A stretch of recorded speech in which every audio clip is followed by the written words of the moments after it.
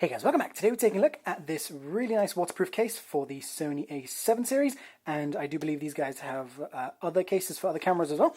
And this was sent to me for review, but as always, I always give you guys all my honest opinions. If it's crap, I'll say it's crap. If it's good, I'll say it's good. Now, with most videos, I make a little bit of money from the affiliate links below the video. Now, I'm not sure if this is on Amazon, but I will have affiliate links to something else cool that you can get if you're into diving, and that is an awesome knife from Spyderco. They come in a bunch of varieties of different steels, and one of those steels is the one intended for saltwater use. As far as I know, this is completely rust resistant. Considered by a lot of people to be the best tiny pocket knives in the world. Super featherweight at 35 grams, which is amazing. And today I'm filming with this almost paper thin light, which I will link to down below, and I will have a review about soon. There's the A7S, and there is the waterproof case. Very, very chunky. I do apologize in advance that there's no super deep underwater test in this video, but I did test this in my bathtub, so as far as I can tell, taking it into at least something like a swimming pool or something should be totally fine, but it is rated for 40 meters or 130 feet. So now I'm going to grease up the seals. So I've removed this. I did find it basically impossible to remove the way they say in the manual, which is to roll your fingers over it and pull it out of there by, with a rolling motion, especially when it's a tiny bit greased up. I did use my fingernails, but very, very gently. I made sure there was absolutely no mark or cut or anything like that, so I didn't damage this at all in doing that. Now, I may be mistaken, but as far as I can tell, the manual says to remove just one of these, so I'm not going to remove this one, also because this one's going to be really difficult to remove, and I don't see anywhere you're going to remove that without poking something at it, which the manual says not to do.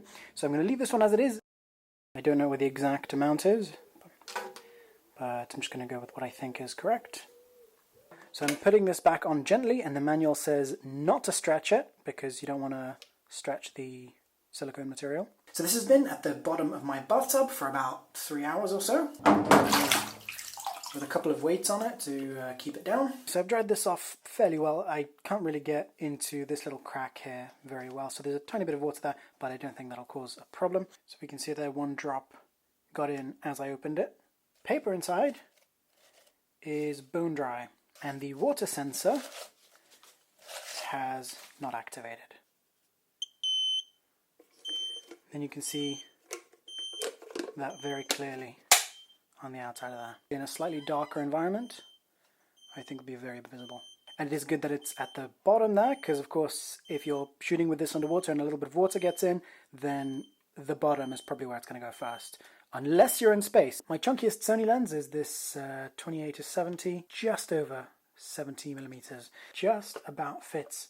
So here you can see I can zoom the lens in and out. It's a little bit slow, but it does work. There is no vignetting. So this case fits the 28-70 lens perfectly. Here we have a little thumb hole, which is ribbed for my pleasure, and it is fairly good to grip. There's not much to grip on this side. There's more ribbing here, which once again is pleasurable. However, this doesn't give as much grip as I would want. Even though my hands are a little greasy at the moment, this is actually, it's okay. I can hold it fine, but I would like just a bit more of something there. It would be very easy to DIY something onto there just to make it more grippy, just a little piece of anything just to give you that sort of grip that you're used to with a camera, whereas this is more sort of flat, especially when you're working underwater, and also because you might end up with a bit of grease on your hands or grease on the outside of this. As always with modifications, you risk doing damage to something, especially with something like this. You really don't want to risk damaging it, because then you could damage your camera. So this opens up like that. It's actually fairly easy to open once you get used to it. You do need quite a lot of pressure to push that upwards. There's quite a strong spring in there. And then once again, to pull that out requires quite a lot of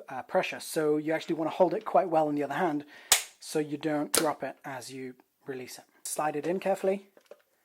And you want to make sure that this sort of aligns with that on-off switch. You can connect this up. If you have an underwater flash that can connect to that, clips onto that. Now the mode switch here can sometimes sort of slip out of position so that it doesn't actually correlate with the mode that you're in, but it really doesn't matter, because all you need to do is just look on the camera's screen and then change your mode. You have access to your zoom, but not to the manual focus ring. You're going to want to keep this in autofocus mode. Move up and down first and then press the button in. You first move this and then you press this button to activate that middle button. These buttons here work exactly as they should, and the center button, and then this is your record button for starting and stopping movie recording. You want to sort of move it down to press record, and then move it back up a little bit, just to make sure it doesn't accidentally press that button twice. In my use so far, it hasn't pressed the button twice, so I think it's fine. Then the play and delete buttons work fine. The shutter button works fine. It's quite a deep press to get that to take a photo. As I move this, I can hear sort of a little bit of a click as I get to the half press point for autofocus. So that's actually working totally fine. I would have no problems using that.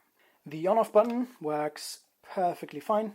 These two buttons here for adjusting your aperture and your shutter speed. So I found one dial that doesn't actually work properly. This plus and minus exposure compensation. It's just not gripping. A little bit greasy, so maybe that's the problem. The menu button works just fine. The custom 2 button works fine. And the custom 1 button works fine. A shoe in case you need to connect something at the top here. So maybe like a video light intended for underwater use or something like that. 3 1/4-inch screws at the bottom. Lots of connection points for a lanyard or something like that. 2 at the top and 2 at the bottom. On the front here we have a piece of glass which looks nice and thick. Glass, not plastic. Which is good. It means it'll scratch less and just easier to clean. And here is our zoom button, and spinning this works really well. Build quality here is just super rugged. I mean, this is just made of really thick plastic. There is no bending and no squeaking and no sort of unwanted movement. And this locking mechanism feels really secure. Now, when greasing this up, I did get grease on my fingers, so keep in mind that if you need to do that in the middle of the shoot, then you also want to bring something with you to clean the grease off your hands. So I'm just going to show you guys how these buttons move. And on off, there's that dial for the aperture there. Menu button, custom 2 button, the autofocus selection button, 2 dials, video button, these little buttons down here, this thing. 2 little rollers, which I think are just to hold the camera in place. The lens ring, mode dial. Rubber pads that hold the camera on this side. Same here with these rubber pads. As far as I can tell, that camera is held in there really well. A little silicone thing which has been leaking in the bag, and it's only half full. And a replacement ring with a lens cap, which you can attach to this. It's just really sort of simple plastic. And a strap thing. Now, of course, you could get a different lanyard to this if you wanted to, but let's just check if this one's strong.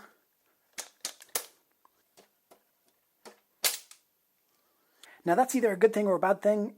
It could be a bad thing because obviously you don't necessarily want to lose your camera, but in case of an emergency where this thing might get pulled or this thing gets stuck and you need to get out of the water really quickly, I would rather lose a camera or have a camera stuck underwater for a while than lose a hand or myself be stuck underwater for a while. So I think that's a good thing that this thing rips. Just something to keep in mind. And this also came with a neck strap, fairly basic, but a nice material. It's sort of similar to a seatbelt, but thinner. Quite soft and flexible, and I think much nicer on your skin than the ones that come with, most Canon cameras and stuff like that. So that was much stronger, but it is still somewhat rippable. Keep in mind that I am very strong. Once again on the other side.